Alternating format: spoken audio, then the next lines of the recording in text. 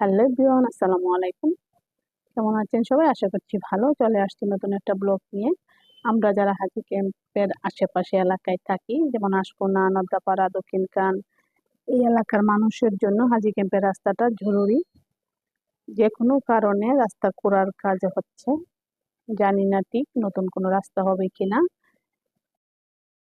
অনির্দিষ্টকালের জন্য গাড়ি চলাচল বন্ধ করে দেওয়া হয়েছে, কিন্তু আমরা যারা এই এলাকাতে বসবাস করি তাদের জন্য খুবই একটা কষ্টকর ব্যাপার হয়ে দাঁড়িয়েছে। কারণ গাড়ি ঘোড়া না চললে দিক দিয়ে চলাফেরা করতে গেলে কোনো ভারী জিনিস কিংবা অসুস্থ মানুষ নিয়ে যাওয়া আসা খুবই একটা সমস্যার বিষয় হয়ে দাঁড়িয়েছে। তাও কিছু করার নেই, ভালো কিছু পেতে হলে তো কষ্ট করতেই হবে, এটাই নিয়ম।